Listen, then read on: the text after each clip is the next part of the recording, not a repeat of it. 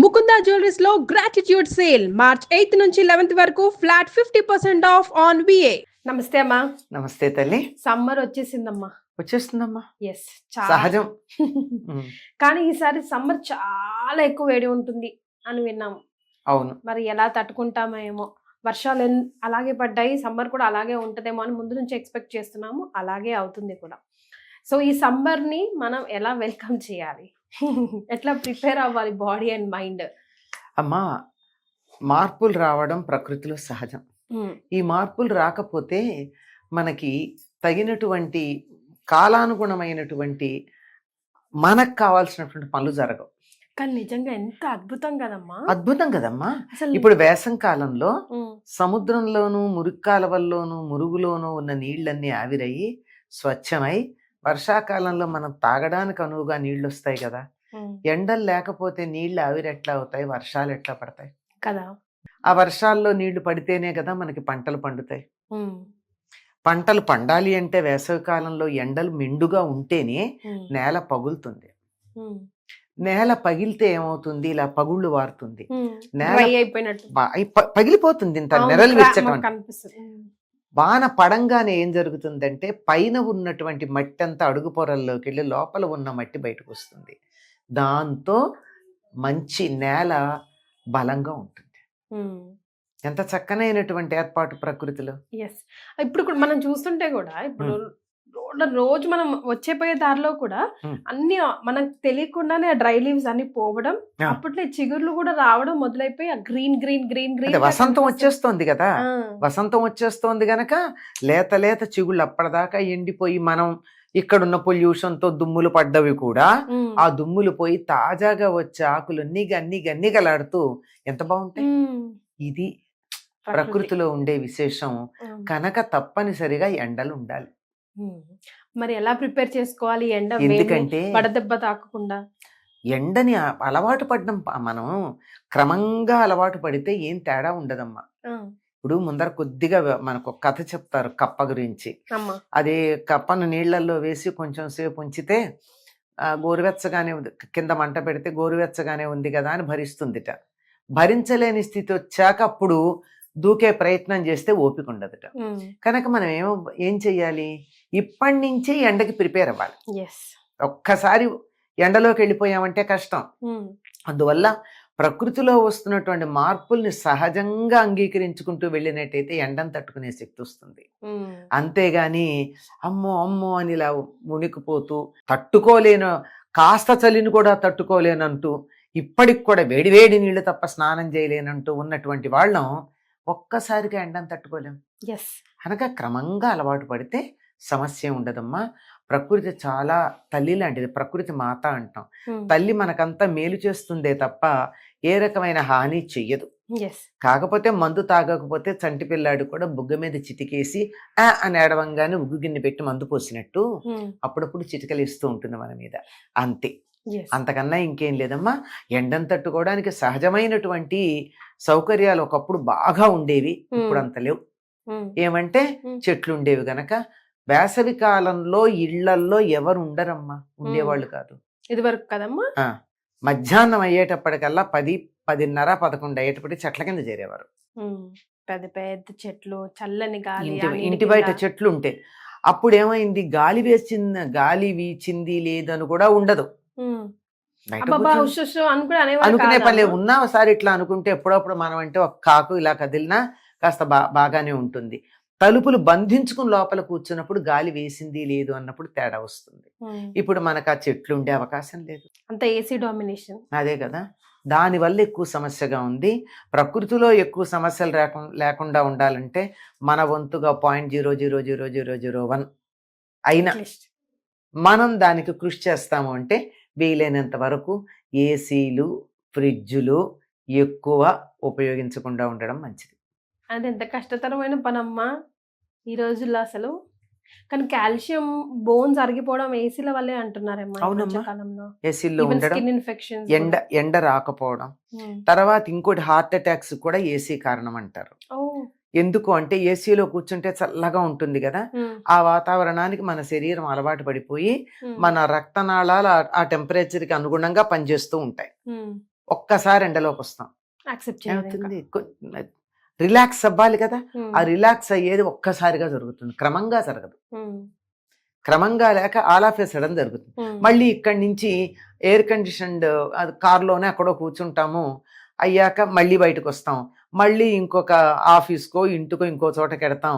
ఇట్లా అతి ఎక్కువ వేడి, అతి ఎక్కువ చలి, ఈ మధ్య ఉండేటటువంటి దాంట్లో గుండె ఒక సిస్టమేటిక్గా కొట్టుకోవడం కాక హ్యాఫజార్డ్గా కొట్టుకోవడం అవుతుంది. ఉమ్, ఆ కారణంగా బీపీలు, తర్వాత బీపీ రావడానికి కూడా ఏసీ కారణం అంటారు. అమ్మా, ఎందుకంటే చెమట పట్టదుగా, ఉమ్, తిన్న ఉప్పు అంతా లోపలే ఉంటుందిగా, ఉంటుంది చెమట పడితే కదా లోపల ఉన్న ఉప్పు బయటికి రావడం. మరి. మనం తినడం మానలేమయ్యే, ఉమ్, నా దుంపదగా నాలుగుంది కదా, అదే కోరుకుంటూ ఉంటుంది రుచి. రుచి. అసలు రుచి అనే పదాన్ని మనం ఉప్పుకి పర్యాయ పదంగా వాడతాం. ఉమ్, మరి అది లేకుండా తినలేము. తిన్నాక ఆ ఉప్పు బయటికి రావాలంటే చెమట పట్టాలి, చెమట పట్టకుండా చేస్తోంది కదా మన ఏసీ, అవును. ఇంకేమిటి. అందువల్ల ఉమ్, దాన్ని ఉపయోగించకుండా ఉండడం వీలైనంత తక్కువ. అసలు మానేమని చెప్పడం ఈ రోజుల్లో కష్టమే. ఉమ్.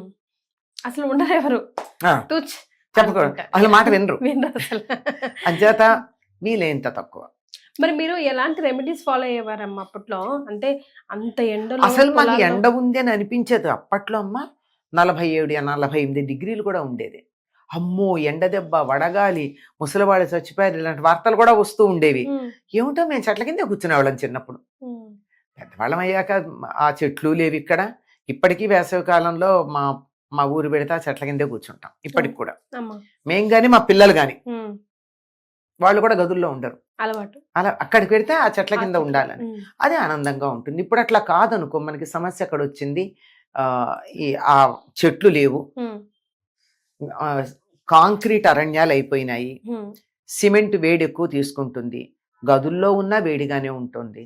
దానికి ఏం చేయగలం మనం, ఉమ్, చల్లదనం కావాలి. అందుకని ఒక చిన్న మార్గం చెప్తూ ఉంటాం మేము.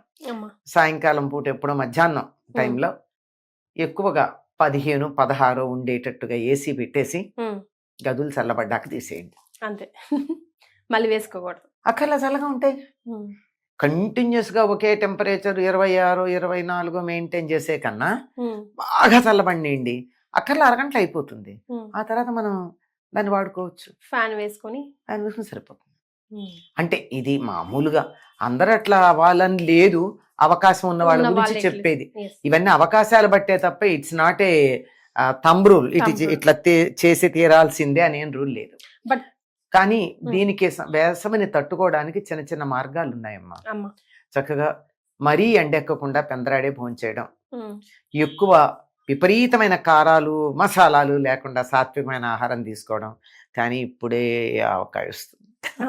నేను కూడా అదే అనబోయానమ్మా.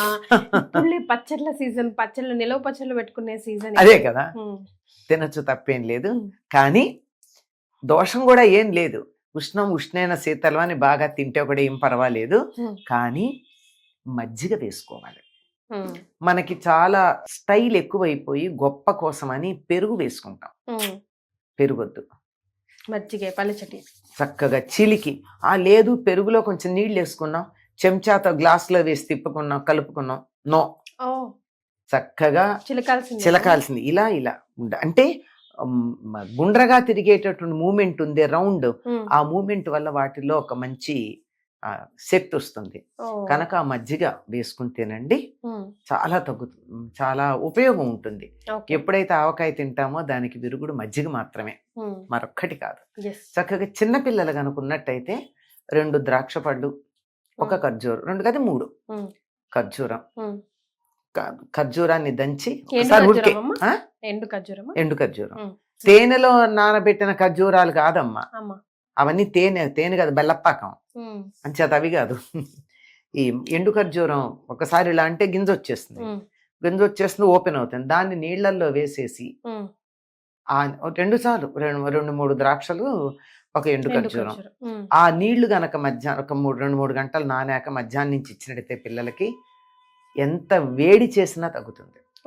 ఖర్జూరం వేడి అనుకుంటాం కానీ కాదమ్మా, ఖర్జూరం నీళ్లలో నానితే, అది కూడా ద్రాక్ష పండుతో కలిపి నానితే మధ్యాహ్నం పూట పిల్లలకి చాలు.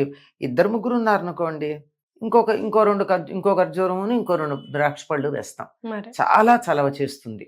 ఓ ఎంత చలవ, లోపల ఉన్నటువంటి వేడినంతా తీసేస్తుంది వావ్ లోపల. ఓకే చిన్న పిల్లలకి ఇప్పుడు మజ్జిగలు తాగమంటే తాగరు, వాళ్ళకి ఇష్టం ఉండదు కనుక మజ్జిగ, మంచినీళ్ళ బదులు మజ్జిగ తాగండి, కూల్ డ్రింక్స్ బదులు మజ్జిగ తాగండి. మజ్జిగ అంటే తాగే మజ్జిగ చిక్కగా తాగకూడదు, అది తాగితే ఆహారం అవుతుంది. మరి మనకి పల్లెటూళ్ళలో దాహం అంటారు, దాహం ఇచ్చాం అంట. దాహం ఇచ్చామంటే మంచినీళ్ళని కాదు అక్కడ, దాహం అంటే బాగా పల్చని మజ్జిగ, 1కి 8 అనుకుంటా నీళ్లు. ఓ అంత ఒక కప్పుకి పెరుగుకి 8 6 ఉంది, 8 అని గుర్తు, 8 కప్పుల నీళ్లు. అంటే ముందర నీళ్లు పోసి చిలకూడదు, కొంచెం చిలికిన తర్వాత నీళ్లు పోయాలి. నీళ్లు పోస్తే బాగుంటుంది. అందులో ఇంకా మన వాళ్ళన్నీ కలుపుతూ ఉంటారు అనుకోండి, కాస్త ఉప్పు, కాస్త శొంఠి పొడి, జీలకర్ర పొడి, నిమ్మరసం, ఇవన్నీ అనుపానాలుగా ఉంటే మంచిదే. కానీ మజ్జిగ మాత్రం ప్రధానం. అన్నంలో కూడా పెరుగు బదులు మజ్జిగ వేసుకుని తినాలి. ఎక్కువగా పులుపు, కొంచెం పులుపు, కొంచెం ఉప్పు ఉన్న పదార్థాలు తింటే శరీరంలో చెమట వల్ల మనం కోల్పోయినటువంటి లవణాలు తిరిగి వస్తాయి. స్పెషల్గా అమ్మ ఈ సమ్మర్లో పిల్లలు, కాలేజ్కి వెళ్ళే పిల్లలు కానివ్వండి, లేకపోతే టైట్ బట్టలు వేసుకుని చాలా ఇబ్బంది పడుతూ ఉంటారు. బట్టలు కూడానమ్మా, బట్టలు కూడా శరీరానికి సుఖం కలిగించే బట్టలు కావాలి. బట్టలు ఎందుకు వేసుకుంటాం? కంఫర్ట్ అంటున్నారు. కంఫర్ట్ కాదు, అది వాళ్ళకి తెలియటం లేదు. వాళ్ళ కంఫర్ట్కిను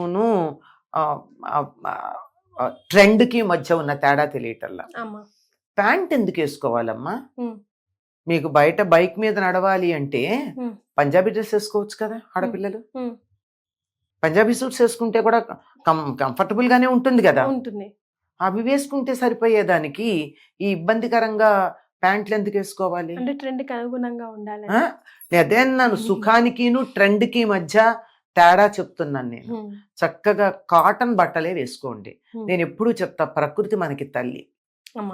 తల్లి ఎంత బాగా చూసుకుంటుందో ప్రకృతి మన అంత బాగా చూసుకుంటుంది. ఈ వాతావరణానికి, ఇక్కడున్న పరిస్థితులకి అనుగుణంగా ఏం కావాలో ఆ ప్రకృతి మనకిస్తుంది. ఇక్కడ మనకు ఉండేవేమిటి? కాటన్ పండుతుంది, మనకి పత్తి పండుతుంది. పత్తితో తయారైన నూలు బట్టలు కట్టుకోండి, ఎంత సుఖంగా ఉంటుంది. తర్వాత స్కిన్ టైట్ వేసుకోవడం చాలా కష్టం. ముందర మొదటి సమస్య ఏమిటంటే చెమట పట్టి అక్కడికక్కడ పిగులుతుంది, నలుగురిలోనూ పరువు పోయే ప్రమాదం ఉంది. అందుకని టైట్ గా వేసుకోవాలంటే జీన్స్ లాంటివి పగలవు కదా, చిరగవు కదా, కావాలంటే చింపుకుని వేసుకుంటాం కదా మనం. ఇప్పుడు ట్రెండ్ కదా, అలాంటిది ఒకప్పుడు కుట్టుకొని వేసుకుంటే ఇప్పుడు చింపి వేసుకోవడంగా ఉంది. అంచేత వాటిని కాకుండా కొంచెం వదులుగా ఉన్నట్టయితే ఏం జరుగుతుందంటే గాలి పెడుతుందమ్మా లోపలికి. బయట నుంచి గాలి వెళ్ళేటప్పటికి చర్మానికి సుఖం ఉంటుంది, పట్టిన చెమట ఆరుతుంది. లేకపోతే మనం వేసుకున్న బ్లౌజుకి కానీ, లేకపోతే వేసుకున్న పంజాబీ డ్రెస్కి కానీ, లేకపోతే టీ షర్ట్కి కానీ, మగవాళ్ళు అయితే షర్ట్కి కానీ అంటుకుంటుంది. టైట్గా కనుక్కున్నట్టయితే. కొంచెం లూజ్గా ఉంటే గాలి లోపలికి వెళ్ళి బట్టకు అంటుకునే లోపల సగం ఆరిపోతుంది, అది ఎక్కువ సుఖంగా ఉంటుంది. అంచేత కాటన్వి కొంచెం వదులు, మరీ ఇలా వేలాడేటట్టు వీను ఈ చికాగా ఉన్నవి కాదు, అలా వేసుకుంటే బాగుంటుంది బట్టలు వేసవి కాలానికి సరిపోయేటట్టు. ఇంకా మన దేశంలో లేదు కానీ మరి అమెరికా లాంటి దేశాల్లో వింటర్ డ్రెస్సులు వేరు, సమ్మర్ డ్రెస్సులు, ఆఖరికి ప్రింట్లు, రంగులు కూడా వాళ్ళు వేరే చెప్తారు. మరి ఇది స్ప్రింగ్ది, ఇది వింటర్ది అని. మరి అన్ని విషయాల్లోనూ వాళ్ళని గొర్రెల్లాగా అనుకరించే మనం ఇలాంటి విషయాలు ఎందుకు అనుకరించాం? ఇది మా సమ్మర్ వేర్ అని ఎందుకు అనలేరు? ఇప్పటికీ ఇంట్లో పెద్దవాళ్ళు ఎవరైనా ఉన్నట్టయితే, ముఖ్యంగా ఆడవాళ్ళు, వాళ్ళ వయసుతో వాళ్ళ పరిస్థితులు వాటితో సంబంధం లేకుండా వేసంకాలం వచ్చింది కదా, ఇవి పక్కకు పెట్టండి, ఈ మల్లు చీరలు దిగండి, మల్మల్ చీరలు అంటారు.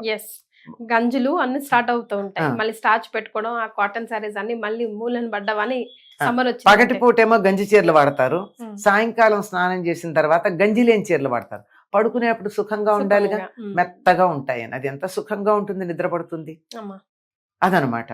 అంచేత వస్త్రధారణ దగ్గర నుంచి, తినే ఆహారం దగ్గర నుంచి, అలవాట్ల దగ్గర నుంచి మార్చుకోవాలి. పొద్దున పూట ఆయిలీ ఫుడ్ తినద్దు. బ్రేక్ఫాస్ట్ లో దోశలు, పూరీలు, ఎక్కువ దాహం వేస్తుంటుంది అన్న. దాహం వేస్తుంది, అది మంచిది కాదు కదా. అసలు వీలైనంత వరకు ఆయిలీ ఫుడ్ తగ్గించాలి సమ్మర్లో. ఓకే. ఆయిలీ ఫుడ్ వింటర్ కావాలి, మన శరీరానికి కొవ్వు అవసరం అప్పుడు వేడి పుట్టడానికి. ఇప్పుడు వేడి అక్కర్లేదు కనుక ఆయిలీ ఫుడ్ తగ్గించండి. అమ్మా. ఇలాంటివి చిన్న చిన్న జాగ్రత్తలమ్మా. వీలైనంత మంచినీళ్ళు తాగటం. ఇంకొక సంగతి ఏం చెప్తారంటే, ఒక వయసు దాటిన తర్వాత దాహం తెలియదట చిన్నపిల్లలకు గాని వృద్ధులకు గాని. ఓకే. అందుకని మంచినీళ్ళు తాగుతూ ఉండాలి, మనం గుర్తు చేసుకుని తాగుతూ ఉండాలి. చిన్నపిల్లలకి చూడండి, చాలా మంది అన్నం తిన్నా మంచినీళ్ళు తాగని అమ్మ చెప్తే గాని తాగరు. వాళ్ళు అన్నం తింటూ తాగుతారు కానీ మళ్ళీ తాగరు. అంచేత వాళ్ళకి ముందు వెనక మంచినీళ్ళు తాగమని చెప్తూ ఉండాలి. అలాగే వృద్ధులకు కూడా పిల్లలకి చెప్తారు కానీ వీళ్ళకి పెద్ద అయ్యాక మాకు దాహం వేయట్లేదు అంటారు. దాహం వేసింది లేదు కాదు లెక్క. అప్పుడప్పుడు కాస్త మంచినీళ్ళు తాగుతూ ఉండాలి. తెలియదు, ఆ తెలియని స్థితి వస్తుందట. అంచేత యూ హ్యావ్ టు హైడ్రేట్ అని చెప్తూ ఉంటారు. అది బయటికి వెళ్ళినప్పుడు చెవుల్లోకి వేడి గాలి పోకుండా ముఖ్యంగా కుడి చెవి క్లోజ్ చేసుకోవాలి. అవునమ్మా. అక్కడ నుంచే వడదెబ్బ తాకడం అలాంటివన్నీ జరిగింది. కొంతమంది పిల్లలకు కూడా ముక్కులో నుంచి బ్లడ్ వస్తూ ఉంటుంది వేసవి. 2 చెవులలోనూ కాటన్ పెట్టుకుని బయటకు వెళ్ళాలి. వీలైతే స్కార్ఫ్ కట్టుకోండి, లేకపోతే కాటన్ అయినా పెట్టుకోండి చెవుల్లో. వింటర్ అయినా కూడా చలి వెళ్ళేది అదే. అవునమ్మా. కాటన్ లో బాగా కాటన్ పెట్టుకుని వీలైతే తలకి బట్ట కట్టుకుని కనుక వెళ్ళినట్టయితే అంత ప్రమాదం ఉండదు. రైట్. చాలా పైగా చాలా ప్రధానమైన విషయం, ఎండలోంచి వస్తారు. మీరు ఎంత ఏసీ ఆఫీసుల్లో కూర్చున్నా బండి మీద ఆటోల్లోనూ తిరగక తప్పని పరిస్థితులు కదా. క్యాబ్ లో వెళ్ళినా క్యాబ్ లో ఏసీ ఉంటుందో లేదో నమ్మకం లేదు. వాడు వేస్తాడా వేయడు, లేదంటాడు, పాడైందంటాడు, ఇప్పుడే పోయిందంటాడు, ఇందాకుందండి అంటాడు. మరి అట్లాంటిది ఇంత వేడిగా ఇంటికి వెళ్ళంగానే చల్లగా ఏదన్నా తాగాలి, చల్లగా ఉండాలనిపిస్తుంది. ప్లీజ్ అలాంటి పని చేయకండి. అసలు వెళ్ళగానే అంత ఎండలో గనక వెళ్ళినట్టయితే ఎండ దెబ్బ తగిలిందేమో అన్న అనుమానం గనక ఉన్నట్టయితే హాయిగా గోరువెచ్చగా మామూలుగా వేడి కాఫీ ఇస్తారు కాఫీ తాగే వాళ్ళకి. కాఫీ గానీ టీ గానీ. మనమేమో మజ్జిగనో లెమన్ జ్యూస్ కాసేపు ఫ్రిడ్జ్ వాటర్ ఇస్తూ ఉంటాం. కాసేపు అస్సలు ఫ్రిడ్జ్ వాటర్ వాడద్దు. ఇంట్లో ఎండలోంచి రాగానే మాత్రం ఎట్టి పరిస్థితుల్లో ఎండ దెబ్బ తగిలిందేమో అని అనుమానం ఉంటే మాత్రం వేడిగా ఏదైనా ఇవ్వాలి. కాఫీ టీ అలవాటు లేని వాళ్ళకి వేడి నీళ్ళు ఇవ్వండి, గోరువెచ్చని నీళ్ళు. వెంటనే వెళ్ళి కాళ్ళు కడుక్కోవడం కానీ, అసలు మొహం అస్సలు కడుక్కోకూడదు. ఎండలో ఉంచి వెళ్ళి చల్లగా మొహాన్ని నీళ్లు పోసుకుంటే ఎంత బాగుంటుందో అనిపిస్తుంది. Never do it. కావాలంటే దుమ్ముగా అనిపిస్తే కాళ్ళు వరకు కడుక్కోండి కానీ ముఖం మీద నీళ్లు పోసుకోవద్దు. ముఖం మీద ఒంటి మీద కనీసం 10-15 నిమిషాలు ఆగి రూమ్ టెంపరేచర్కి మనం ఎక్లమటైజ్ అయ్యాక అప్పుడు చేయాలి. ఈ ఎక్లమటైజన్ లేకపోవడం వల్లే ఎండ దెబ్బలు తగులుతాయి. నెమ్మదిగా గ్రాడ్యువల్ గా అలవాటు పడాలి. ఇవి మనం చెయ్యము, సాధారణంగా ఇది మర్చిపోతాం. ఎండనంగానే గబగబా చల్లని నీళ్ళు ఇచ్చేయండి, చల్లని నీళ్ళు తర్వాత ఇద్దాం, కొంచెం సేపాగాకి ఇద్దాం, కానీ వెంటనే ఇవ్వకూడదు. వేడి గ్లాస్ మీద చల్లని నీళ్ళ చినుకు పడితే ఏమవుతుందమ్మా, తప్పును పగులుతుంది. ఫ్రిడ్జ్ లో తీసుకెళ్లి గ్లాస్ పెడితే ఏమవుతుంది, ఫ్రీజర్లో బ్రేక్ అవుతుంది. అట్లా అవ్వకుండా ఉండాలంటే కొంచెం వేడిగానే ఉండాలి.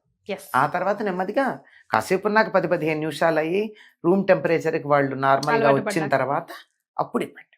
లేదు మరీ ఆ పార్చింగ్ ఉందనుకో, వేడి నీళ్ళు అయ్యే లోపల కొంచెం నీళ్ళు ఇవ్వండి, ఫ్రిడ్జ్ నీళ్ళు మాత్రం ఇవ్వద్దు. రైట్. సో మీలో ఎంతమంది అమ్మ చెప్పిన సమ్మర్ టిప్స్ కానీ రెమెడీస్ కానీ ఫాలో అవుతున్నారు? ఇంకా మీరు ఫాలో అయ్యే రెమెడీస్ కూడా ఏమైనా ఉంటే కింద కమెంట్ చేయండి, సో దట్ చాలా మందికి ఉపయోగపడుతుంది. అంతే కదమ్మా. ధన్యవాదాలు.